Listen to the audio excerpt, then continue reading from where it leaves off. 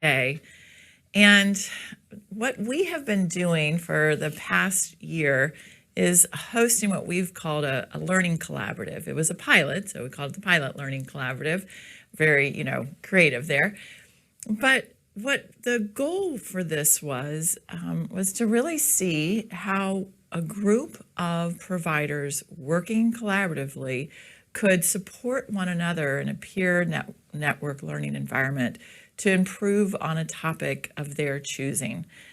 And so we're going to play a video now to demonstrate some of the findings from that Pilot Learning Collaborative of what we did and what we learned. And then 4 of the providers who participated are going to share with you some of the things that they got out of it and what they are interested in talking with you about more today. We're going to break up into breakout sections, and you're able to choose the one that is the best fit for you. So as you watch the videos, think about which one you want to go into. On the event site, what you're looking at right now, if you scroll down, there will be links to those 4 breakout rooms. We'll come back after the videos and I'll give you a little bit more instructions. But please stay with us as we talk about these learning collaboratives, because it's something, again, that we piloted that we want to see if we can make happen in a more robust way across the state so that more of you can learn from one another. So again, thank you for the co-parenting panel, and I invite you to watch the videos now.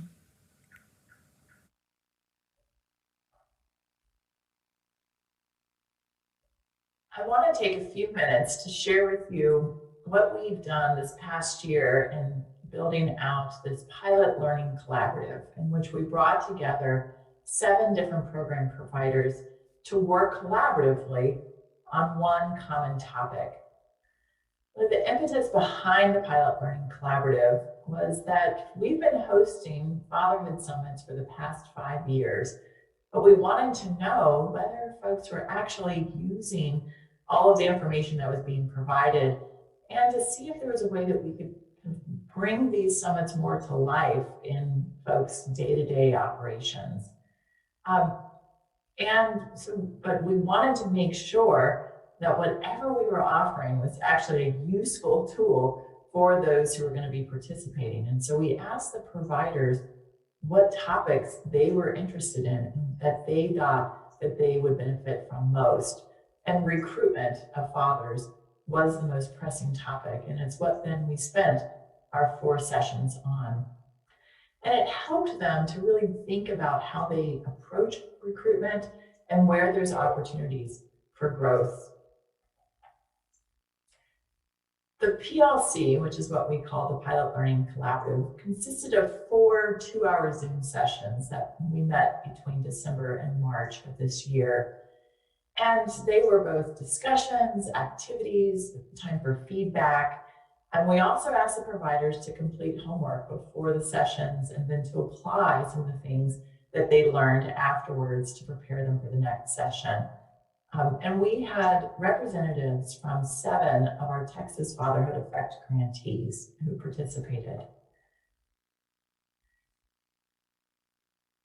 We did a lot of activities, but 3 examples of the activities that we did. One was a recruitment pitch, where we asked the providers to tell us, well, what is the value of your program? And they were able to get real-time feedback from a peer to understand how they came across. What were the things that people heard? What really resonated with them? What were the things that seemed less clear?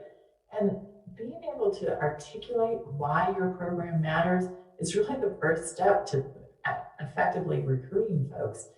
This is also when we ask them to talk with fathers about why fathers participate in this program and how they would pitch it. And so seeing that combination of the providers and the father's voice was really a great exercise. We also asked them to walk through the recruitment process with a peer. That there are some processes in which there's a lot of paperwork and a lot of different steps that you have to go through. And so to be able to start from beginning to end, they got to see for themselves, are we being as efficient as we possibly can? When a father demonstrates interest to the time that they participate in that first meeting, what are we asking them to do? And is it clear? Is it simple? Are there things that we can do that might make it so that fathers are more likely to stick with us from the time of them demonstrating interest to the time of them showing up and actually completing our program? And another activity that we ask them to do is to really think about the recruitment strategies and who is responsible for these activities. The graphic that we have here demonstrates what they actually did. And we did this in a virtual way by using this kind of virtual sticky note program. But we asked them to think about their recruitment in 3 different ways. What is it that their organization does? What is it that they ask fathers to do to help them with recruitment? And what is it that they ask other partners to do with regard to referrals and so forth? And to make sure that their recruitment strategy incorporated elements into each of these areas so that they're really kind of doing all of the different recruitment approaches that will help them to get dads into their programs in an effective way. There are a lot of takeaways. We asked the fatherhood program providers to tell us what they got out of the Pilot Learning Collaborative. And they did this both through surveys and through a final focus group. But I think overall, they told us that connecting with other providers was the greatest value, that they could hear others talk about some of the struggles that they have. They could hear some ideas that they were able to take back to their programs and implement. There was real value in just knowing others who were doing the same sorts of things. They also learned that they need to practice articulating the value of their programs to fathers. That when put on the spot, this was something that they realized that they didn't necessarily have that elevator pitch for, and that they've gone back and really talked to not just the other fatherhood program providers within their organization, but even some of the other providers, home visiting or other sorts of services, so that others understood what's the real value of our program that we're providing to dads. And they took a good hard look at their recruitment training plans and realized that some of the work that they were doing was a little bit more haphazard or arbitrary. This is what we're doing now, this is what we're doing tomorrow, and to really think about it from a more strategic framework and making sure that they have kind of all of their bases covered. And they said repeatedly how important it was that including father's voice into both their recruitment and into kind of the ongoing program feedback was really an important thing for them. That they were convinced before they came in that it was important, but they really saw it when they heard the voices of the dads as compared to the voices of the providers, that this was going to be a more effective strategy. And to just be able to think more strategically about recruitment, that it is really the signature element to a successful program right after the content that you provide. And we're lucky to be able to have some of the folks who participated in our Pilot Learning Collaborative share with us more about their experiences in the Pilot Learning Collaborative, as well as be able to talk with any of you who are interested in learning more about some of these specific topics. My experience with the Pilot Learning Collaborative was extremely valuable. I really felt like I had the opportunity to connect with a private consultant that really did a deep dive into the programs and services that we offer and really assessed the effectiveness of the program and provided real feedback and tangible ways to grow.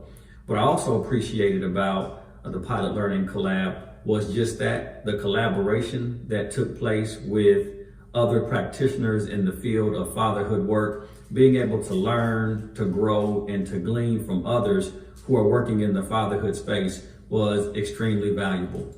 I think the number one takeaway from me is the importance of incorporating father voice into everything that you do. Father voice has to be integrated in promoting your program. Father voice has to be integrated in the development of your program.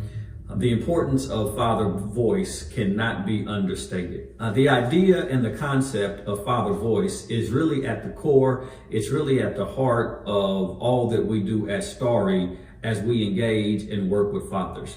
I know there are statistics for everything, but a couple of statistics that I think are important to highlight and to note are, one, that 83% of all licensed social workers are women, and 70% of all healthcare professionals are women.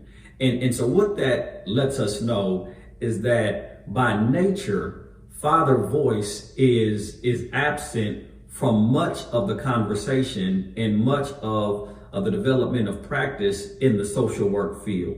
And so highlighting father voice is extremely important because in many ways, father voice has been absent. When you consider those two statistics and you couple that with the reality that the social services historically were not created nor geared to the father, it really underlies the importance of being intentional in including father voice. Because if you don't, the way that you engage fathers is going to be limited and lack the inclusivity that is needed to really connect with fathers. And there's another phenomenon, and I'm not quite sure how it developed and how it came to be, but there is this phenomenon that has really staged and set the conversation for fatherhood around two pillars of absenteeism and crisis. The two pillars of father crisis and father absenteeism have really defined the way that agencies and organizations interact and engage with fathers. And so what ends up happening is organizations try to recruit and engage fathers by appealing to the deficits that exist. They will tell fathers that if you are not active and involved in your child's life, then there are all of these adverse circumstances that are going to arise in your child's life. They're more likely to go to prison. They're more likely to be homeless. And there's this long litany of negativity that will take place if a father is not engaged in a child's life.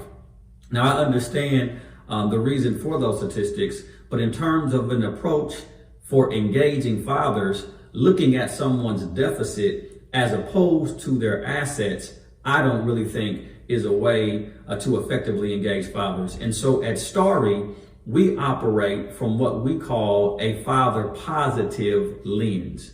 We have a father positive approach to fatherhood services. And that is, we are seeking to celebrate what fathers do well and to build upon their strengths. That is what a father positive approach is. It is a strength-based approach that recognizes that everyone has room for growth. And so the language that we use is much more growth oriented than it is crisis and absenteeism oriented. We focus on how we can help fathers grow because we believe the biggest room in the world is room for improvement, and everybody can get better. Professional athletes, before they step on the field, before they step on the court, you can see them practicing because they know they can hone their craft and they can get better. And we believe that fathers, they can hone their craft and they can get better. And we take that approach. And to that end, we have a podcast that we call Amazing Dads. And it is a podcast that highlights the wonderful work that fathers are doing. It highlights organizations that have a father positive approach. We are now spearheading and providing leadership to a fatherhood coalition that is really seeking to change the narrative of fatherhood and really have that father positive approach. There are many things that you can do to engage fathers from a father positive perspective. And that really happens when you begin to embrace the mindset of growth and not the mindset of absenteeism and crisis. I loved working with the collaborative. It was great to get together with a bunch of people that were like-minded and are in the same field of work, and to collaborate and brainstorm and hear from their perspectives on what's working with them and what's not working for them. and to just know that you were in a community of people that you could share with, and y'all had shared experiences and shared values. It was a priceless experience. We did this activity where we were asked to describe, what do I do for my program? What do I ask my participants to do for the program? And what we ask our partners to do for the program. And each team member of the collaborative team talked about the different elements for their programs. And it was real interesting to see the breakdown of the whole thing, because when I normally talk about recruitment, I think of it in terms of like the whole piece together. But to hear everyone else talk about what they did versus what their agency provided versus what they're asking the participants to do, like to see it broken down that way really helped you understand the process and really helped you understand where you can make improvements to your process. And so we were able to see what other groups were doing and what was working for them. And it gave me an opportunity to see, okay, hey, I can implement that to our program, or there's something we can improve on our program that we might have been doing some of that, but not to the degree that another program was doing it, and it was giving them great results. So I think being able to take a step back and really dissect the process is very helpful and eye-opening, and it gives you a good perspective on how to move forward. So some examples of our recruitment strategies from our agency side of it is we always use incentives to get the dads to participate. Pre-COVID, those incentives included providing food, like good food, like barbecue, and I think we did steak one time. I think we did do steak one time. Yes, we did do steak one time. We had a guy come out and do some brisket for us. So that's like a big incentive for the dads. But during the COVID era, we had to transition, as everyone did, and we started incentivizing guys by using Amazon gift cards. And then we switched it up a little bit and went back to food. And so we started offering like Uber deliveries to people's homes. And so these were ways to incentivize dads to participate. The dads were incentivized by saying, hey, if you bring a friend, that gives you that much more of an opportunity to win a gift card or a gift card in a larger amount. So that would encourage the dads to participate. And then with partner agencies, there wasn't as much incentive work that went in with them, but the virtual platform did give us all an opportunity to connect a lot more than what we were doing before COVID. So it gave me a chance to show up at a lot of their meetings, make a lot of connections, and develop a lot of relationships, which was great because these people had resources that I wasn't aware of. And so it gave our dads another opportunity to get connected to the things they needed. And so that was helpful for my program as well as the families of the participants. Good afternoon, guys. My name is Joshua Williams. I'm the project supervisor for our fatherhood program at DePelchin Children's Center. So the value that I gained from participating in PLC is one of the things that my involvement with the other agencies kind of helped me kind of gain knowledge, learn from their experience, from the likes of just recruiting process, from the retention process, how they go about serving their fathers and going about what they do to just make sure they can be an effective program. I think just having that kind of platform, it kind of support each other, so we can just definitely take it back to our agency and how we can pour it into our staff and pour it into our, our fathers, so we can definitely just kind of grow it out. One thing I love is that, again, we all do have similar obstacles trying to recruit, and we definitely use this platform to try to hash it out and use some ideas to kind of be an effective way to overcome those obstacles, so we can definitely reach out for more dads and definitely to see that our programs just continue just to expand to other levels. And within that approach, we definitely talked about, when it came to the center, we definitely talked about, gift cards for sure for our dads.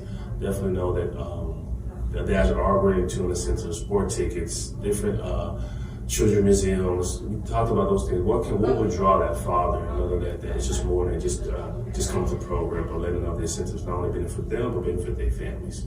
So that's something that we definitely talked in our meeting and our activity.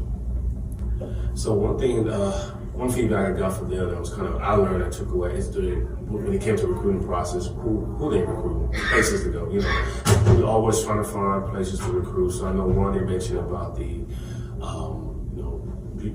creating a resource referral. So they went out to a lot of social work services, such as a lot of CPS workers. So they had to recruit from there. They did recruit various churches.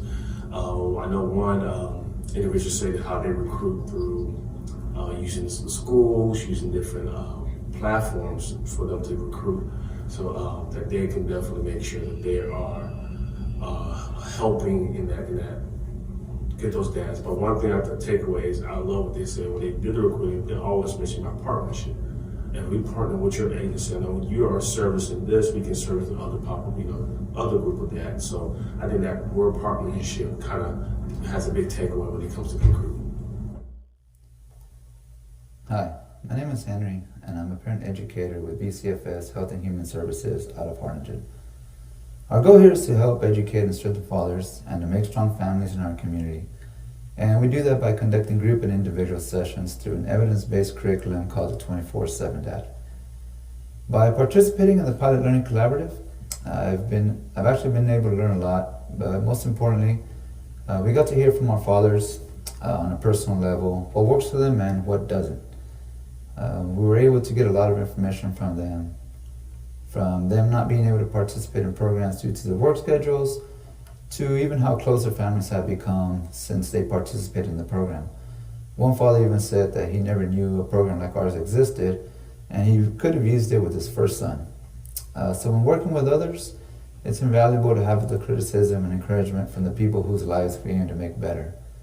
It can only make our services for our dads in South Texas that much better and even easier for them to use. We've actually been pretty fortunate to work with UT and the university support with the resources they have to us, and to be a voice in an initiative like the PLC. The Pilot Learning Collaborative has added value to our team here at BCFS, and it's given us new ideas that have strengthened the program. As we continue with our program, we will definitely be using these tools to strengthen our program for our fathers and for their families.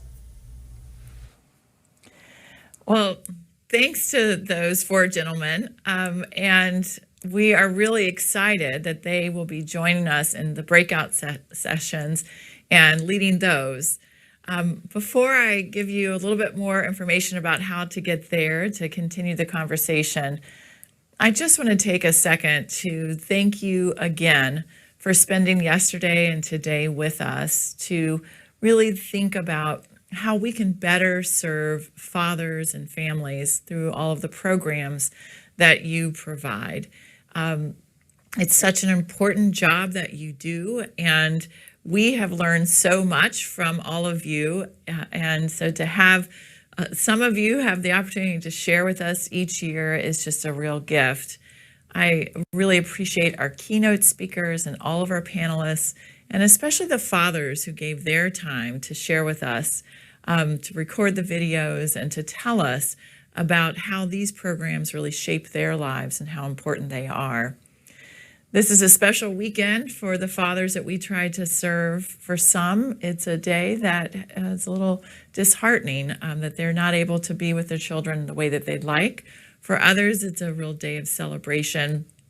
And for so many, they are grateful that you have given them the skills and resources to figure out, how to engage their children and in their relationships even better. So thank you again for the work that you do. Happy Father's Day to everyone.